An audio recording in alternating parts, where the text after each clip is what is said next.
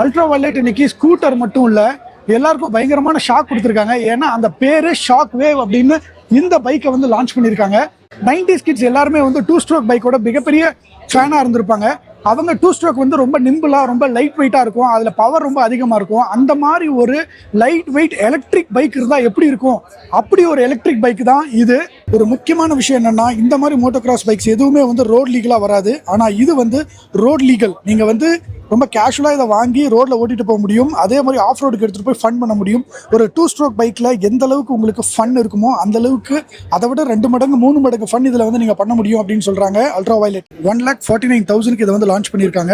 First 1000 கஸ்டமர்ஸ்க்கு இந்த offer அவைலபிளாக இருக்கும். அதுக்கப்புறம் 1,75,000. இதோட ஸ்பெக்குன்னு வர்றப்ப 14.5 பிஹெச்பியும் இதோட டாப் ஸ்பீடு 125 km/h வந்து சொல்லியிருக்காங்க. இதோட ஓவரால் ரேஞ்ச் வந்து 160 km/h சார்ஜ் வந்து கிடைக்கும் அப்படின்னு சொல்லியிருக்காங்க. ஃப்ரண்ட்ல வந்து 19 இன்ச்சும் ரியர்ல வந்து 17 இன்ச்சும் கொடுத்துருக்காங்க. அண்ட் இதோடைய ஓவரால் ஸ்டைலிங் வந்து பார்த்தீங்கன்னா பக்கா மோட்டோகிராஸ் ஸ்டைலில் வந்து கொடுத்துருக்காங்க. 4 kWh பேட்டரி இதில் இருக்கு. நியூட்ரன் மீட்டர் டார்க் பார்த்தீங்கன்னா 505 நியூட்ரன் மீட்டர் டார்க் வந்து ரியர் வீலுக்கு மட்டும் வருது. F77ல இருக்கிற அதே பவரை இதில் வந்து கொடுத்துருக்காங்க. ஸோ அதனால எவ்வளோ ஃபன்னாக இருக்கும்னு நீங்களே யோசிச்சு பார்த்துக்கோங்க. ஃப்ரண்ட் சஸ்பென்ஷன் 200 mm டிராவல் இருக்குங்க. உண்மையிலேயே இந்த பைக்குக்கு 200 mm டிராவலுங்கிறது செம சூப்பரான ஒரு விஷயம். இந்த பைக் வந்து ஃபர்ஸ்ட் குவார்ட்டர் 2026 வந்து அவைலபிளாக இருக்கும் சேல்ஸுக்கு. இப்போ புக்கிங் ஸ்டார்ட் ஆயிடுச்சு. இந்த பைக் எப்படி இருக்கு அப்படிங்கிறத நீங்கள் கமெண்ட்ல சொல்லுங்க.